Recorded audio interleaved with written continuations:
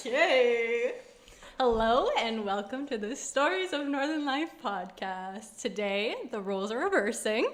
You may recognize my voice as the host of this podcast for a very long time, but this episode is a little different. I am the one being interviewed today, and I'm sure we'll get into more on why and all of that fun stuff, but you will get to know a little more about me, which is kind of fun. So, I'll let you take it away. So today, myself, Nicole, and the director, hi, are going to be interviewing Mairi. So we will begin with where were you born? Yeah, so I was born here in the Sault, September 28th, 1999. Born and raised, been here my entire life except for when I left for school. Yeah. So what did you do for fun growing up in the Sault? Yeah, so I was always the artsy-fartsy creative kid doing all the fun things, dancing on my porch or drawing anything. So yeah, for sure, growing up just being artsy-fartsy. And then my mom is a Highland dance teacher. So from the young age of 3, I was put into a kilt and dancing around, being actually trained. Though having my mom as a teacher growing up was always a rocky situation. But I do appreciate all of that. And then, of course, I transitioned into doing all the other styles of dance shortly after, probably like the age of 4 or 5, went in to start doing ballet and jazz and tap and hip hop and point and contemporary and all the things you can imagine, all of them. So for sure, that was much of my upbringing, every day after school, going to dance class, weekends, all of that. So that was a huge chunk of my life. And then yes, painting, drawing, all of the above. Any medium I can get my hands on, like for sure I was doing it or trying it.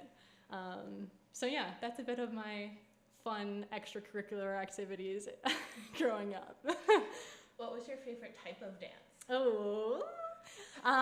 Probably contemporary, because it's more of like a mix of all of the above, and it's more expressive, and I was never very technically sound, like my rotation was never very good, and my flexibility was like okay, so being able to like turn in my feet and like doing weird things was like very much up my alley. So I would say contemporary was always my fave. Mm-hmm. I do remember, I think before you interviewed Brian Kelly, or at some point when you interviewed Brian Kelly, there's a photo of you in the Sault Star in your Highland dancing thing. Yes. Roberta Pavilion. I think it's a picture of my mom holding me, and then there's another dancer in the photo, and I was like 3, and the caption reads, Catherine McLeod with daughter Mairi Morassut, and it was Rebecca Beath.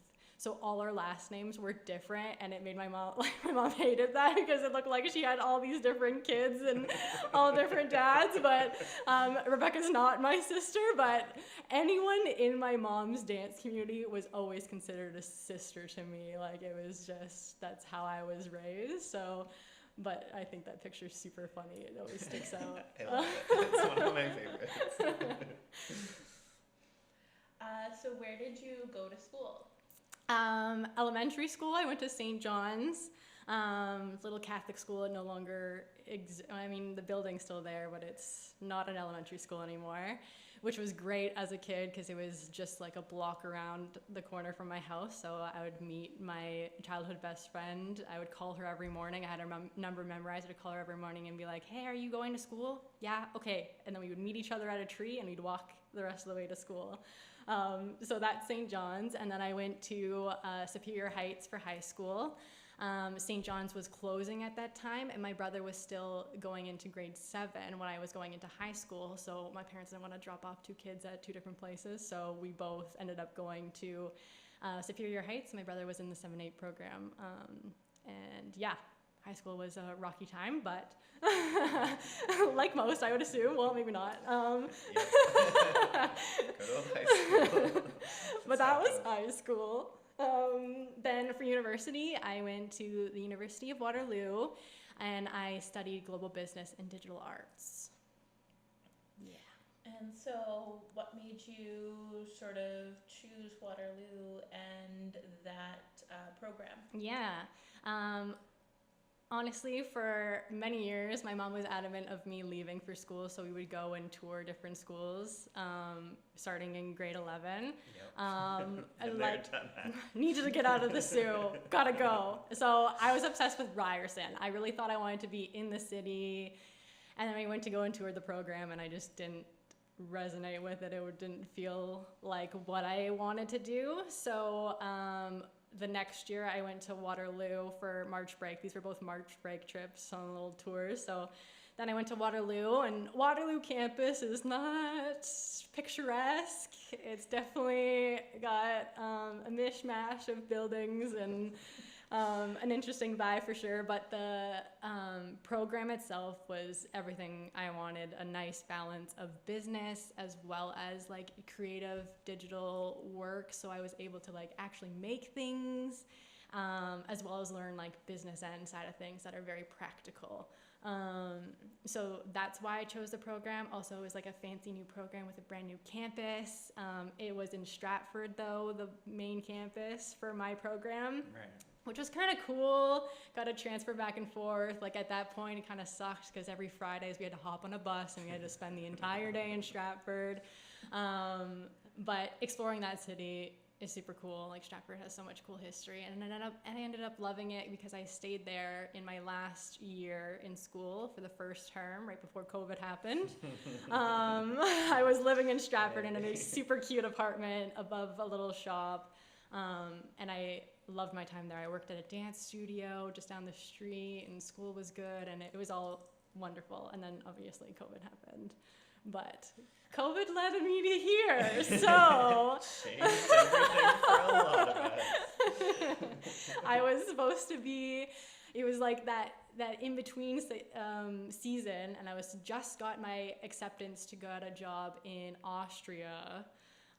For an internship through my schooling, and I was super excited about that, but then obviously COVID happened, and then I came back home and I needed an internship, and Mike Delfrey sent me a job posting for the Sioux Museum the night before the application was due.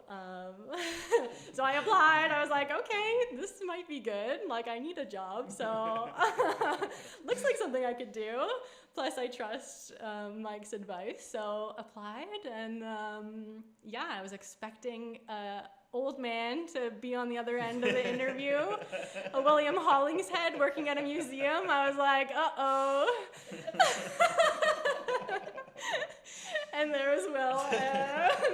It was perfect. Short and sweet interview. And I remember I went out to a camp with my mom.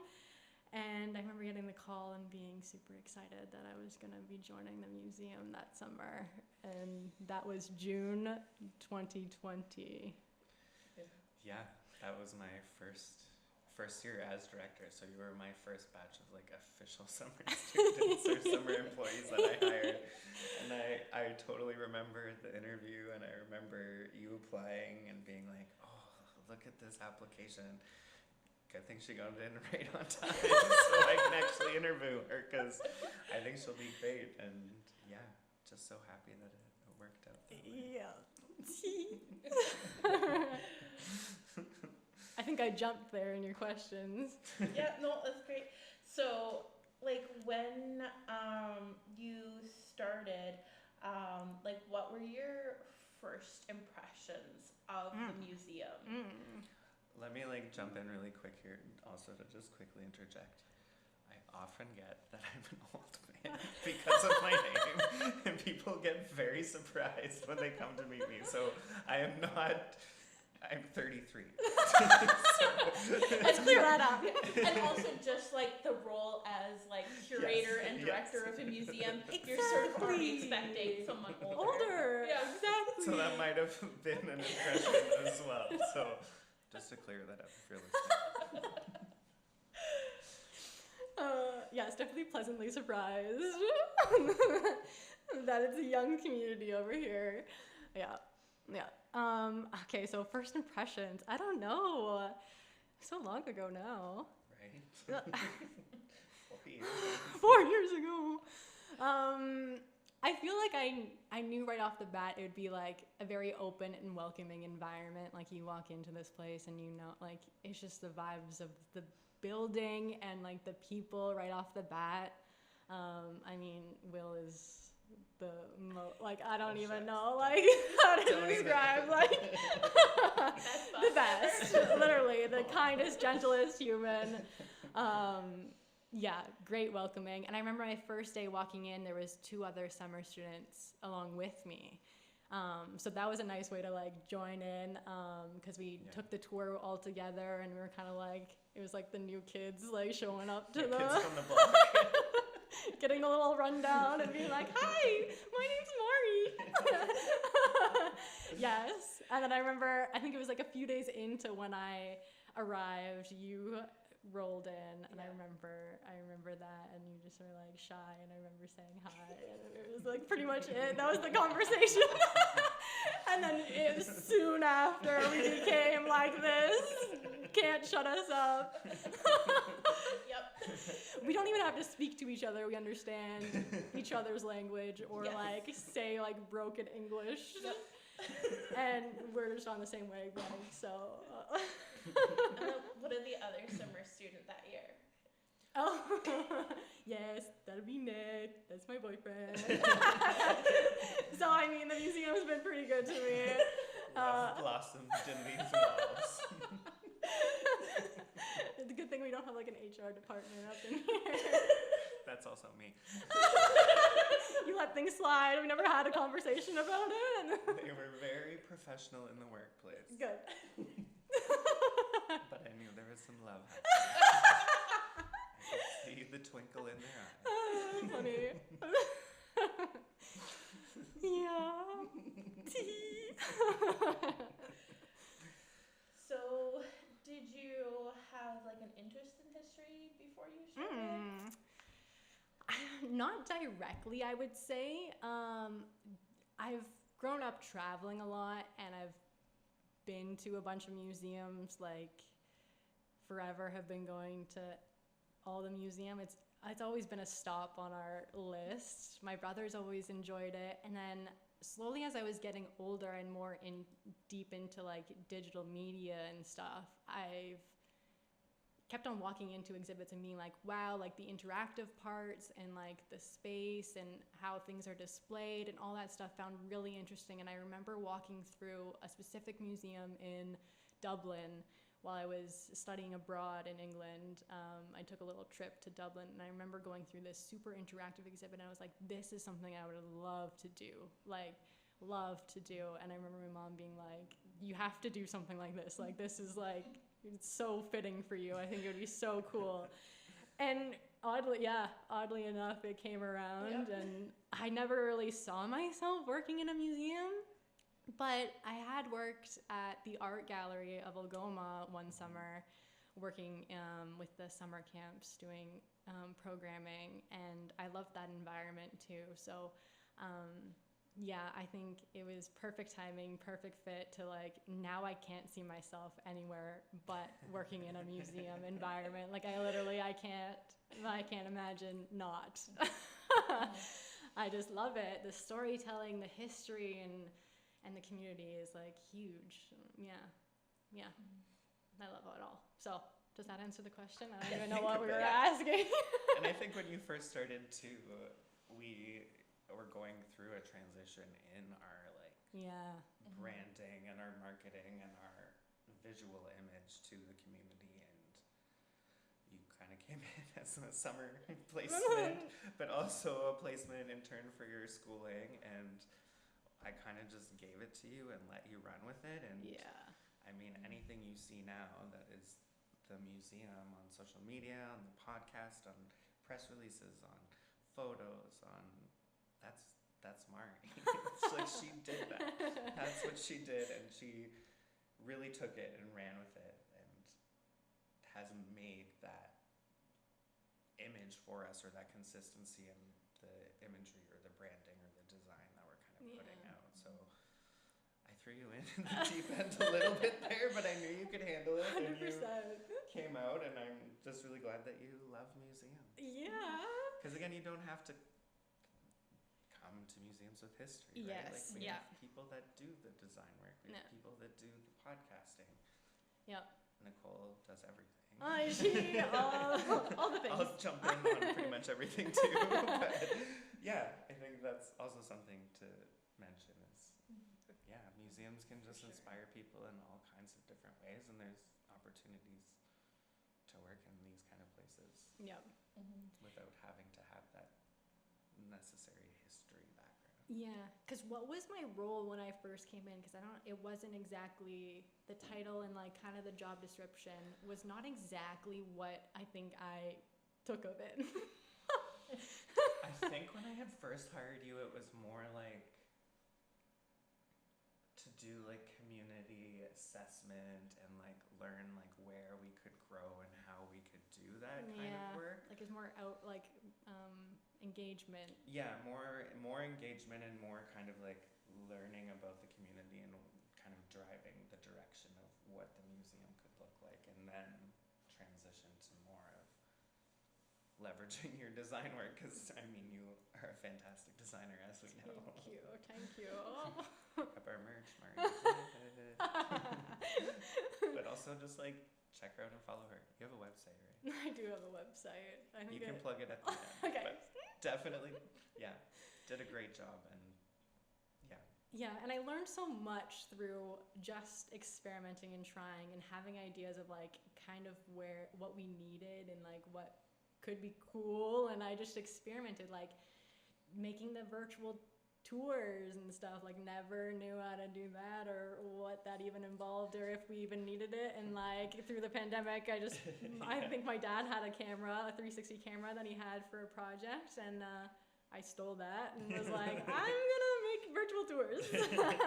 I remember, yeah, we put up the Bonsu exhibit. Nobody could come see it. I think that was maybe one of the first ones. Yeah, I think that was the first one. Yeah, so that was really cool. And setting up and basically establishing a podcast and hosting it and coming up with the content, and like again kind of threw you into the deep end there a little bit, but because we had a contract, small term position just to like launch kind of this, play with our audio history. Yeah, audio visual, see where we could expand in that way, and then I was like, can I take it over? Yes, please. And we're now at like, I don't even know how many episodes, over 100. Over 100, yeah. Probably 120, 100 something like that. So yeah.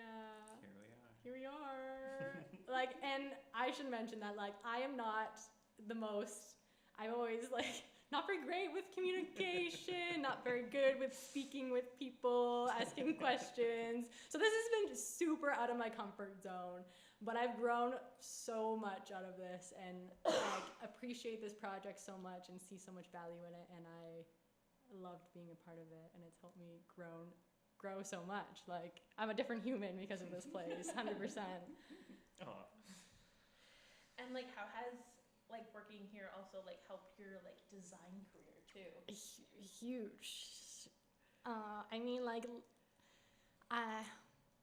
it's through projects that I think we grow the most as designers, and like being able to like have different clients and try new things and build upon that. And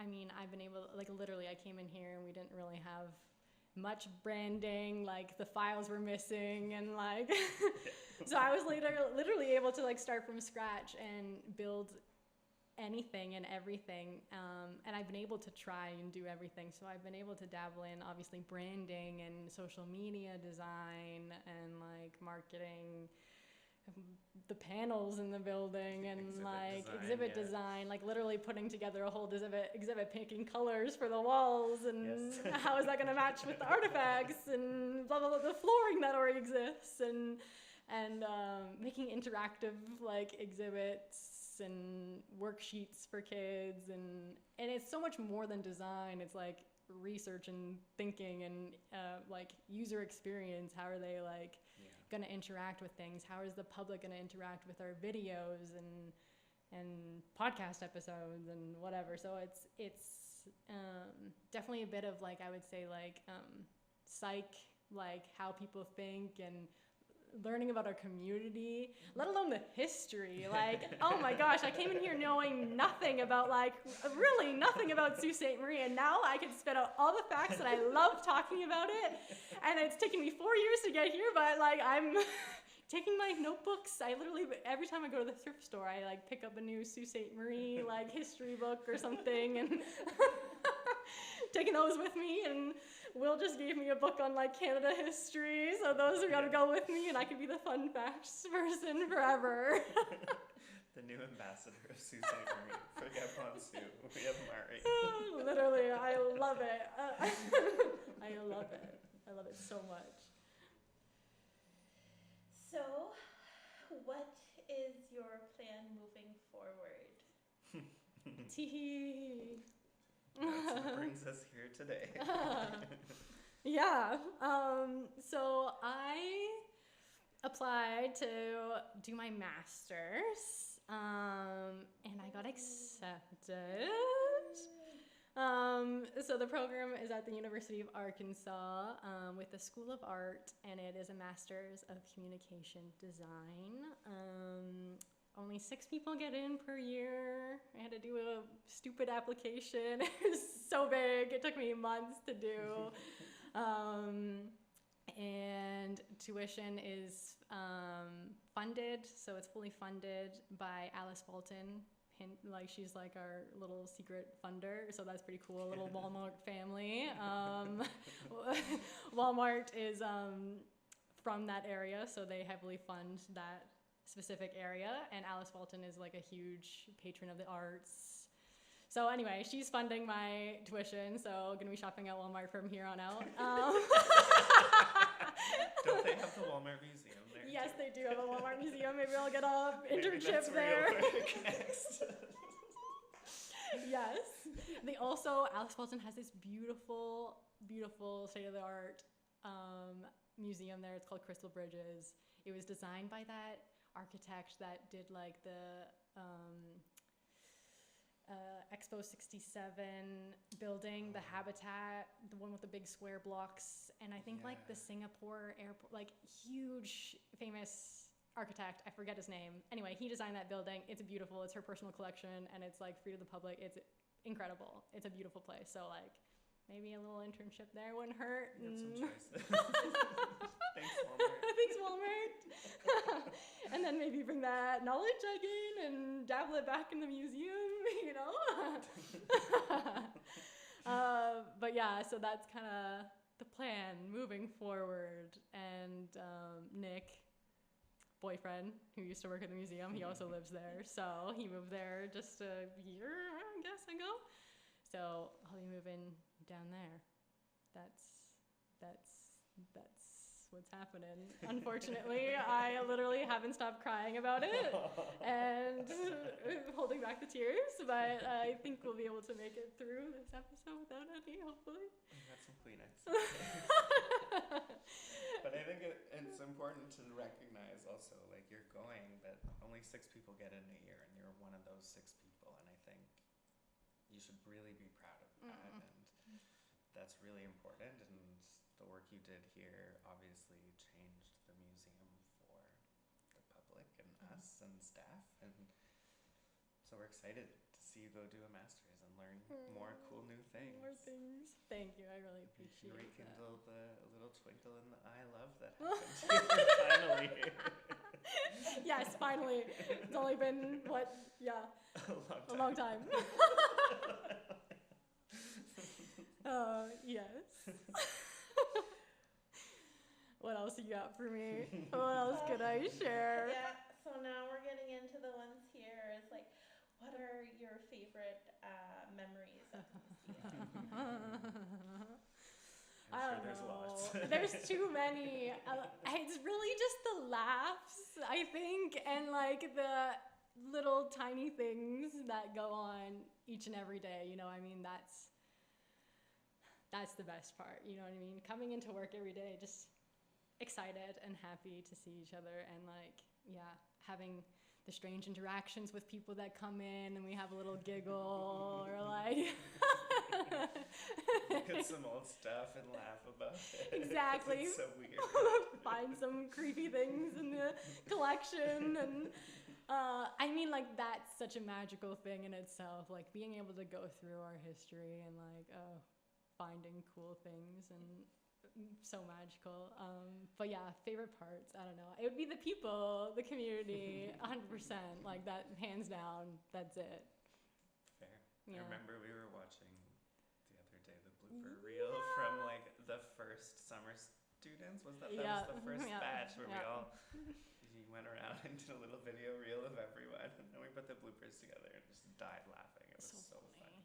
Yeah, just the audio in the background of me videoing it, and like the shenanigans that actually go on day to day. Trying to get in the door, can't unlock it. The keys, I swear, the keys here, they work specifically on different doors. Like if I use Nicole's key, it likes certain doors, not my key. Like, and some of them go reverse, some of them go the other way. And like me, still to this day, I've gotten better, but like still I'm like going back and forth. I like unlock it, lock it, lock it, unlock it. Okay, we got it. We're in. We made it in Finally. I'll have to link that video in the show notes. It's a good one. Definitely go back and watch that. It's a really good one. What are your favorite designs or design that you created? It would be probably all the illustrations. Is huge, and like keep on being repurposed into different forms. So during COVID, the lockdowns, I was in my room drawing all these historic buildings, literally in my room, in my bed, just doodling these historic spots. And that became a coloring book eventually, with little handwritten history facts beside each one. And then we later repurposed. We were like, I think we need some merch up in here finally. So use what I had already and repurpose that into what is our sweaters and crew necks and tote bags.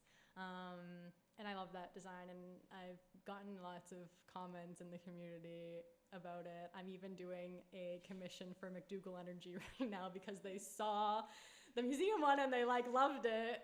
So now they want some and they're all raving about it. So that's kind of cool to see. Yeah. And like also the continuation of like sharing that history, because that whole purpose of that project is to bring out their history of, it's their 75th anniversary. So I love that message of like sharing and preserving history is like at the forefront. So like that's super cool to see. And that's really like I was like, that was the good intention behind the project, is just sharing and preserving, and yes. So I think that would be my favorite. And it's so good. It turned out so good. Oh, I'm glad. Like we said, we have coloring books that they're fantastic, and the sweaters and the merch and the buttons and the postcards and the on and the bottles, the stickers, the Star Wars stickers, you name it. So.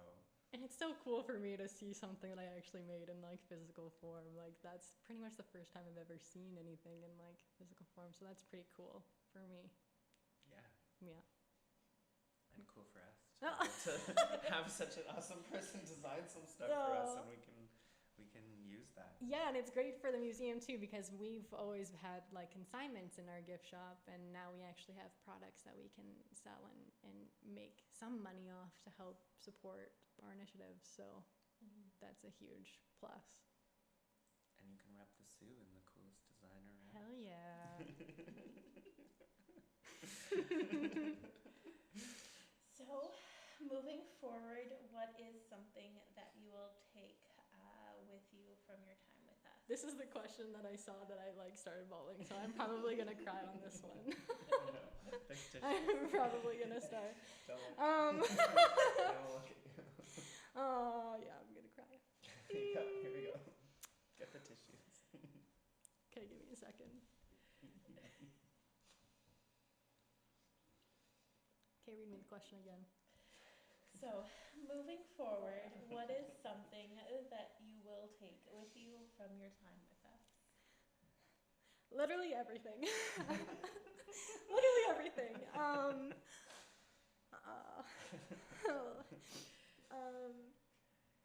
The people, for one, is huge for me. Yes, each and every one of them have definitely left a mark on me, and I'll be taking something from each and every one of them. They all mean so much to me. I can't. I really can't. Aww.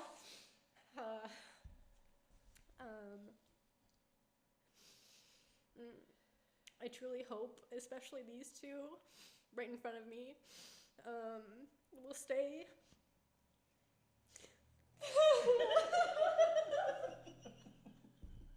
Like 2 words can only come out at a time.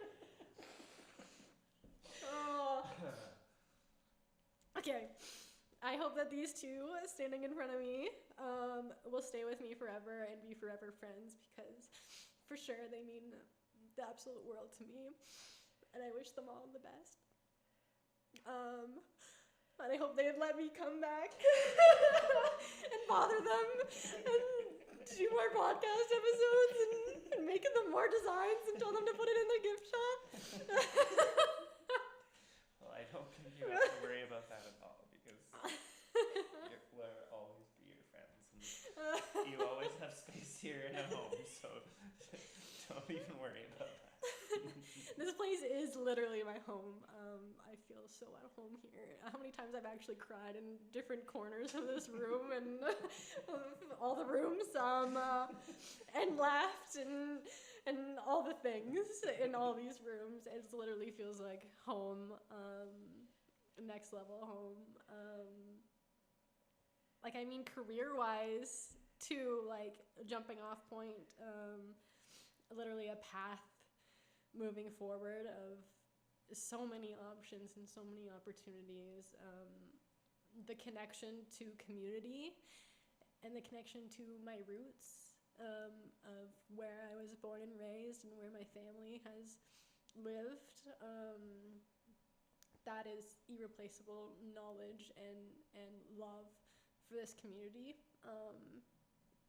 Giving me a greater appreciation for history and storytelling and sharing, and with that, like I mentioned, my voice, being able to speak and have opinions and talk to people, and giving me so much confidence. It's unbelievable how much this place like has changed me. Like, even the interactions with people as they come into the front office, like before I would not be able to talk to anyone or nervous to pick up the phone, and now I'm the first one. Well, Nicole's always the first one, but when she's not there, I'm right there. You're the activity chic girl. Like, you're always out there giving the buttons to the kids. Every time I see them in, you're like, what did you learn today? Like, what was your favorite thing? Pick your button, prize. Like, yeah. The kids are the best part. I love that. So eager to see them. Yeah, I think that's super special. Literally anything. I owe so much to this place. Yeah, I definitely didn't articulate any of that well. I think the feeling is mutual. We owe a lot to you as well. So, and always come back. There's a home and a space for you here always. We already went through the podcast schedule of lists that I've had and like highlighted the ones that I hope to do eventually. Yeah, so there's this one question here. Will you come back to be a guest host in the future? Yes. 100%. I'll Yay. be back. Hopefully at Christmas. I don't see why not at Christmas. So I'll have to line up. So An episode or two. yes, and I was even, my brother came in today because he's in town. Was in town. He just left. But because we painted walls in the military gallery together, Yeah. and that'll always be a special moment because I got to bring my brother in and we got to contribute to the walls in such a cool way. But he was like, next I was already thinking in the winter when the museum's closed, I gotta volunteer myself to paint some more walls because I know they need to be painted. Yeah. Did he come do the text one with us too? With He the did. wood blocking? Yeah, He that did. was awesome. We stamped old blocks onto the wall. So that's really special that I've gotten to bring my family and friends into this place as well and share that love. And yeah, I even brought like a friend from university, and he came up to visit, and he worked at Listowel Railway Museum. I forget the name. I think that's something close to what it's called. And got to share like kind of how we operate and some of our archival systems. And we went into our basement, and one of our storage units that we implemented, he was like, oh my gosh, that's perfect. And he went back to his museum and implemented the same thing. So it's super cool to be able to like share not only like the history and love for the zoo, but also like the background of like how to operate and how to share what knowledge we have to help preserve history, not only in Sault Ste. Marie, but like beyond, and capture more stories. So. And you've done a lot of that just with projects you've done here. Like I remember we did the United Steelworkers big project that we're still waiting to kind of see happen, but that was like a national level design project. Or I don't know, the podcast, like people are listening, thank you everyone. Thank you, listeners. But from all over the world, like these stories and this history is not just stuck here anymore, it's being represented in a really fun, relevant way, and I think you really embrace that and were the one to drive that messaging and that opportunity for us. So I love that. come back, be a guest with us. Or just come back. If it doesn't work out. If it doesn't work out, yeah, maybe you won't. You never know. You don't like Walmart anymore. You can come back. We have Metro. It's okay. Metro.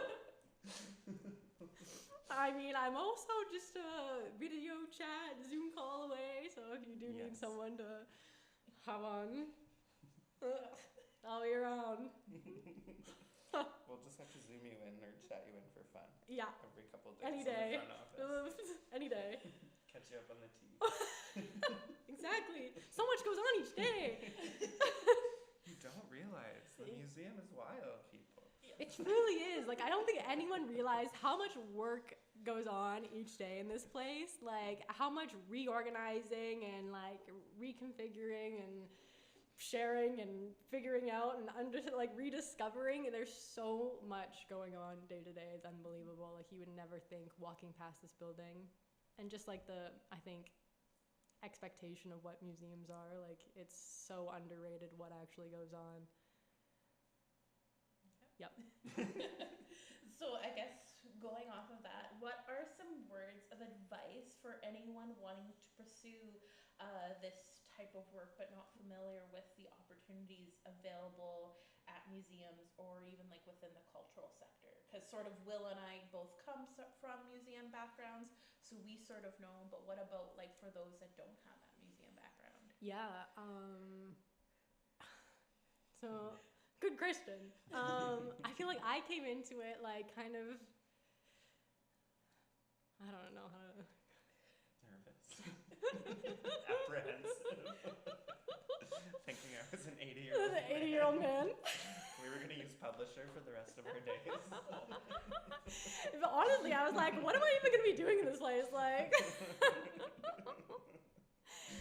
But yeah, I think just showing up and like, any advice I think would be just going and doing and like diving into your community in any way you can. Like even if that's creating videos, not working for the establishments, but like creating videos or content for the places, arts and culture sites or initiatives, helping, like reaching out. Like we're all non-profits for the most part. Like any help is good, and like just an opportunity to experience and try is huge for growth, and obviously growth for the community is huge, and you never know where that's going to lead you. I would say just like dive right in to any opportunity and experience, and yeah, go with open minds for sure. Like I think me not expecting much, but like only the like slight assumption that Will would be an old man.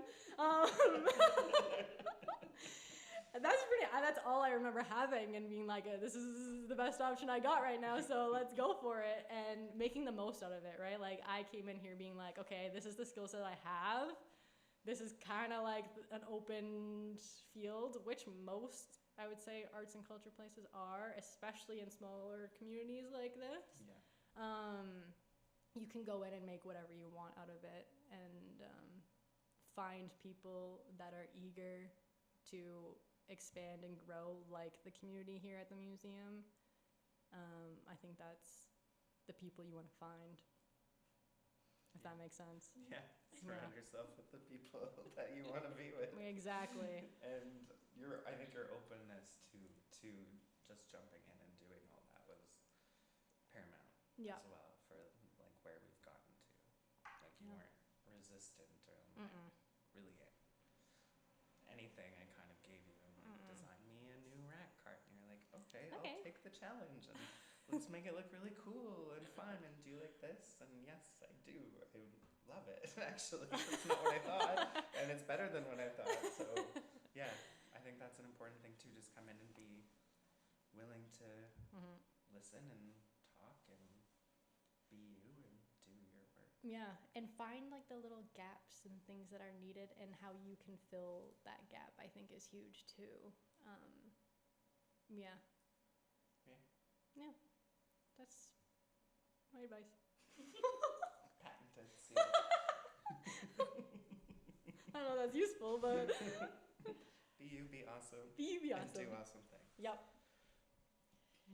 Any last words before we, or as we move on, you know? That's a great.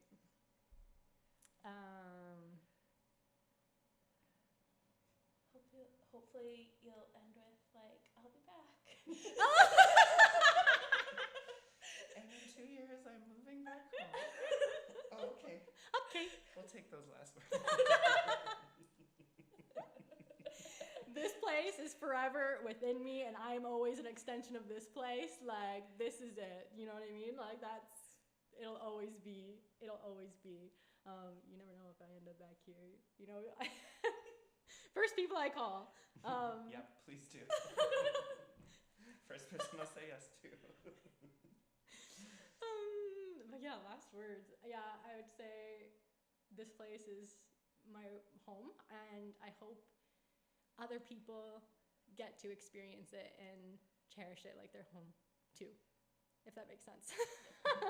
I hope more people come and like experience the museum and let it become their third space, and because it is such a community center, and it should be a community hub for so many things, and it already is, and it's already expanding, and I just hope more people can come and experience that, not necessarily even physically, but like joining our online community, experiencing the podcast, our socials, and helping build that as well as like expand it. I think, yeah. My articulation is great. Good last word. Which then brings you somewhere into the next question. And so let's end off with our final question. The question that you actually created for us. Torture Yes, I all never. of our interviewees and anyone that's been on this podcast. This question is Mari's question. And I don't want to do it. Do you want But I to say the question off the top of your head one last time? Okay. 100 years from now, the Sea Museum has an exhibit on me. What would 3 artifacts be? And I guess the title of my exhibit, that's the hardest one. But 3 items, I was trying to think of these. I was hounding my brother. I was like, okay, do these sound good? Like, I don't know. Like, you know what mine were, so let's be honest. And so many people I've interviewed have been like, okay, what would yours be? I'm like, it's not my interview. I never have to answer this. It's my turn now. Dun, dun, dun. Okay, first would be very fitting as to what I've been saying is in a photo album of all the people that have impacted my life and have been a part of me, who will always be a part of me because I've taken things from each and every one of them and love them all dearly. So I think a photo album of me and my friends and family and everyone in between would be vital to my exhibit. Good. Check. One down. The next one I wanted to be something like a tribute to my dance career or like artsy fartsy things. So I was thinking of like maybe this one dance routine, maybe a video of it, or I have a trophy from it. It was in university when I was a part of the dance team at the University of Waterloo. We had to audition for the University of Waterloo dance team, and I was not chosen to be in the contemporary lyrical category of the team. I was only in the hip hop team. I don't know why. Because you got the swag. I'm swaggy, you know? Who knew? From Highland dance to hip hop. Here we go. Most versatile. But my friend also didn't get on the team, that portion of the team, so we decided that we were going to do a duet together. And anyway, our duet ended up winning the entire competition and beat the team leaders that didn't put us on the team, so whip-de-doo. Just another testament to how great you are. But that was a huge moment because we choreographed it ourselves, and yeah, we won the entire competition, so that was really a special moment. So I think that would be a fun thing to show my hard work and dedication towards my dance career, even though that's, phase is kind of over in my life, but maybe not. You never know. Maybe in Arkansas you'll rediscover your hip hop swag. Yeah. Choreograph some crazy routines for the Rockettes or something. For the Rockettes. I'm not a sports person. She'll be the cheerleader for some squad. And also design all their merch. Yeah, exactly. That's more so where we're at these days. Maybe I'll have to have my own dance club and I'll just there you go. Design all their clothes. Mari's dance studio. And then lastly, I was thinking I just started a patch jacket with all these patches on it of all the places that I've traveled to. So I think that would be a cool thing in 100 years from now, just be covered in patches of like all the adventures and experiences and all the things. So I think that would be a super cool thing to have an exhibit.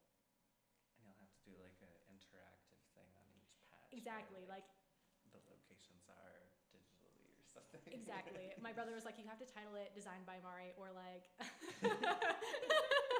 because the exhibit would already be laid out. I would have had it all planned. You just handed it over and be like, okay, in 100 years after I die, this is what I want. If Liam's around still, he'll come paint the walls. Exactly. He'll paint the walls, stick the pictures up on the wall, blow his face up the biggest. And But if yeah. you don't know, that's who does our beautiful music intro for the show. Yeah. And he's part of Hollingshead. You might have heard him on an interview before. Yeah. So Oh, we love the Mairi family.